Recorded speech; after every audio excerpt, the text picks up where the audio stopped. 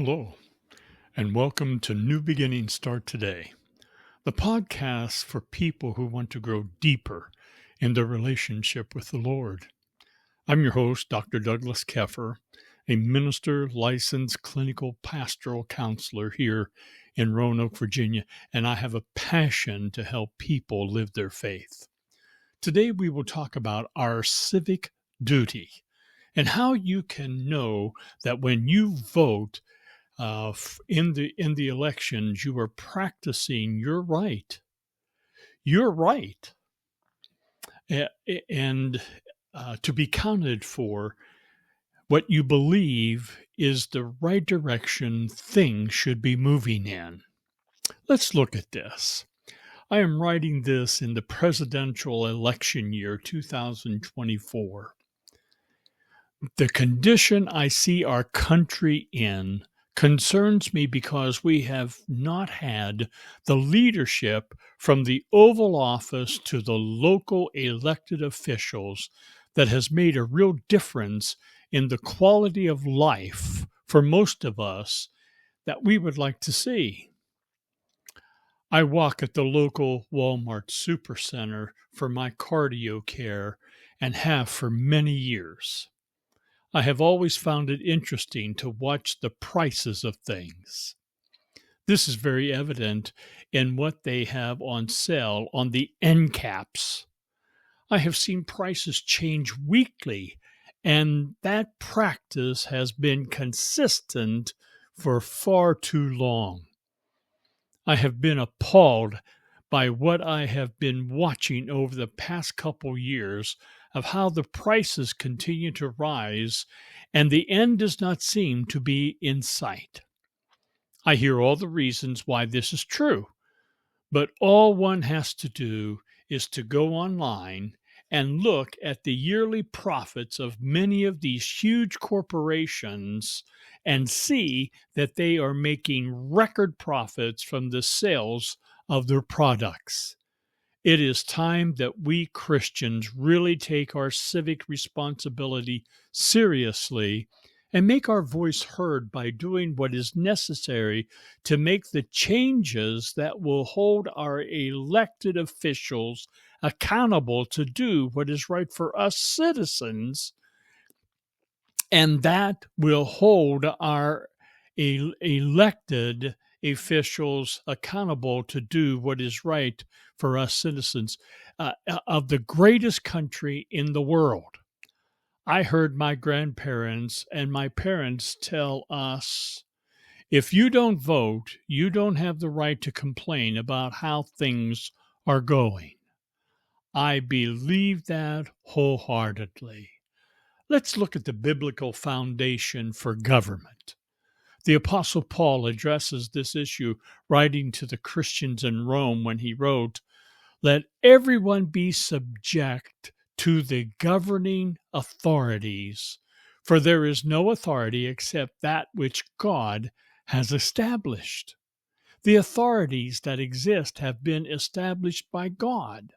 Consequently, whoever rebels against the authority is rebelling against what God has instituted, and those who do so will bring judgment on themselves. For rulers hold no terror for those who do right, but for those who do wrong. Do you want to be free from the fear of one in authority? Then do what is right, and you will be commended. For the one in authority is God's servant for your good. But if you do wrong, be afraid, for rulers do not bear the sword for no reason. They are God's servants, agents of wrath to bring punishment on the wrongdoer. Therefore, it is necessary to submit to the authorities, not only because of possible punishment, but also as a matter of conscience. Romans 13, verses 1 through 5.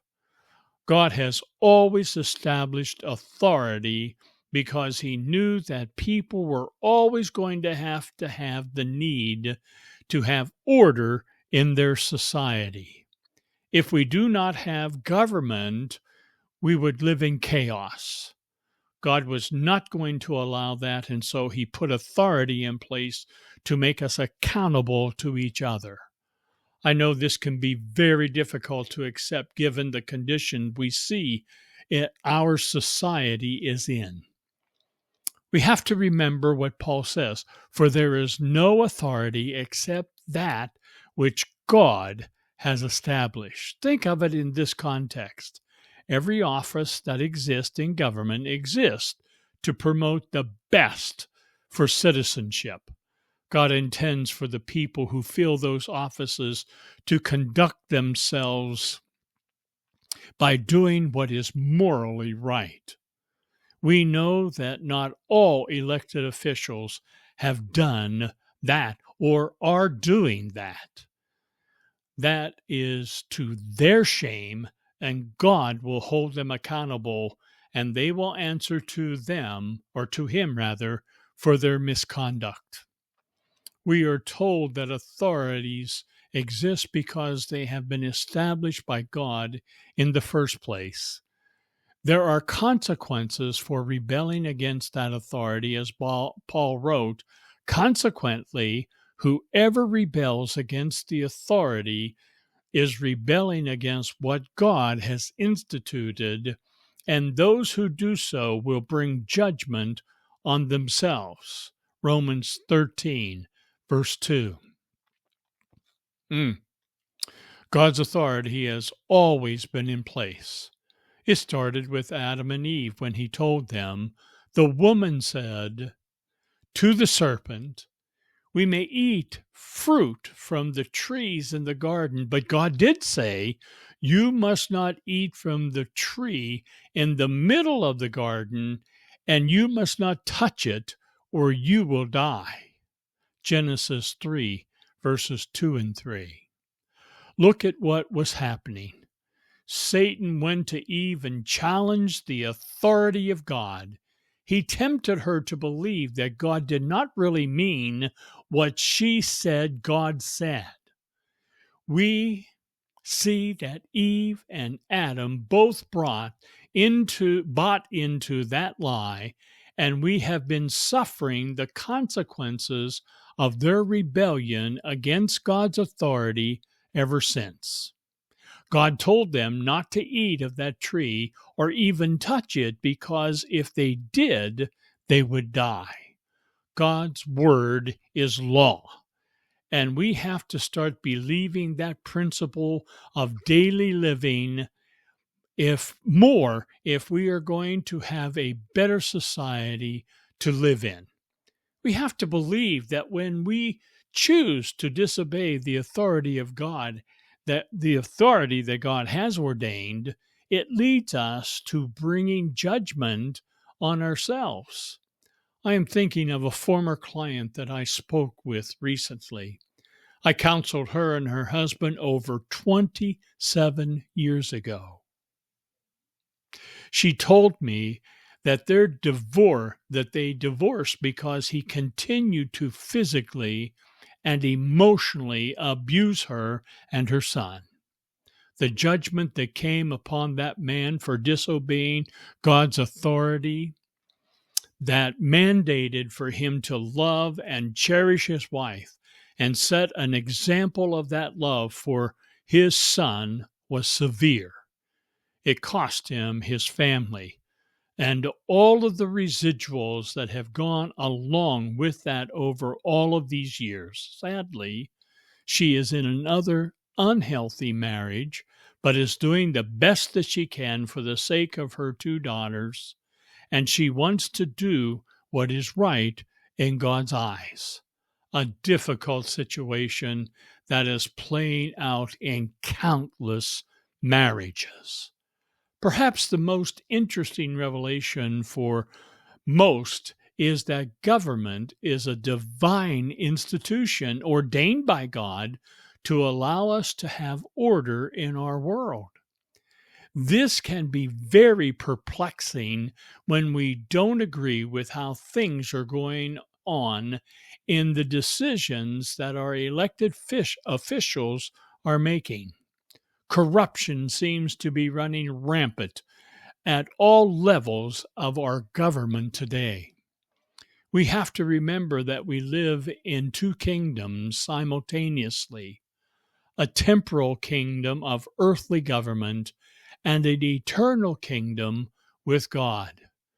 Jesus gives us great insight into how we have to see these two kingdoms working side by side when addressed by the issue with his disciples of the Pharisees and the Herodians when they wanted to trap him, as recorded by Matthew when he wrote, "But Jesus, knowing their evil intent, said, 'You hypocrites, why are you trying to trap me? Show me the coin used for paying the tax.' They brought him a denarius, and he asked them, 'Whose image is this? And whose inscription?' 'Caesar's,' they replied. Then he said to them, 'So give back to Caesar what is Caesar's, and to God what is God's.' When they heard this, they were amazed. So they left him and went away." Matthew 22, verses 18 through 22. Jesus saw the hypocrisy of those religious leaders and would have nothing to do with what they were trying to accuse him of, not being respectful of the authority of the Roman government. The coin he asked for had Caesar's face on it, and it was used to pay the taxes levied against the Jews. The Pharisees hated the Romans because they did not believe the pagan Romans had any authority over them. The Roman governors made it quite clear that they were going to pay taxes levied against them or suffer dire consequences. Jesus told those religious leaders they had a moral responsibility to pay their taxes as a civic duty. As an ordained minister, I have been considered self-employed all my adult life. This has required me to pay the government nearly 25% of my income in social security taxes alone. Then you put federal and state income tax on top of that, and that is a lot of what I had a moral responsibility to pay back to the government. That has been my civic duty. You too have a civic duty to pay your taxes because God demands that of you. Jesus then pointed out their moral responsibility to give to God what he required from his people. Jesus said, "And to God what is God's." Yes, God requires that we bring our offerings into his storehouse in order to have the work he has for the church to do can be carried out. I cannot tell you the number of people that I have counseled about their responsibility of giving monetarily to the Lord's work. Too many have told me so many ways that by the time they pay all their expenses, there is nothing left over. I have heard from so many people, "But Dr. Keffer, we live from paycheck to paycheck. What does God intend for us to do? Not pay our mortgage or our rent?"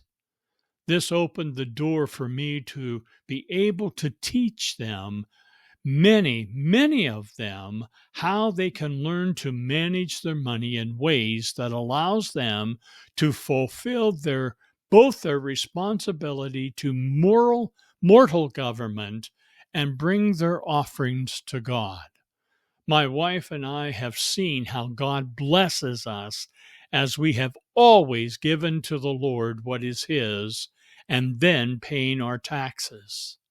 I have taught people for years this principle: you cannot outgive God. When we have to learn how we can approach voting and civic engagement in the context of how Jesus himself lived. He respected those who were in authority, both in the secular world, along with those who were in authority in the religious world. He also knew all too well that there was corruption in both worlds because he was dealing with human beings. He knew that most of them did not have a grasp of what they were supposed to be doing, because the majority of them did not have a personal relationship with God. This is where you and I can make a huge difference when we take our responsibility very seriously to show those around us that we are going to fulfill our civic duty by respecting both God's eternal authority and the mortal civic authority of our government, because God controls them both. Thank you for listening to this episode, and I want to invite you to contact me and share how you are obeying God's authority and practicing your civic responsibility, your civic duty. Answer this question: what is hardest to obey about our civic government as we see it today? If you are seeing this on YouTube, please click on the subscribe button and on the like button. Also click on the share button and share it with all your friends. That would be so helpful to me. I also encourage you to give me your comments, and you can email me at drdouglaskeffer@gmail.com and tell me about other issues that you would like me to address. I also encourage you to pick up a copy of my book, New Beginnings Start Today, on my website, drdouglaskeffer.com. Click on the link below. Until next time, God bless you.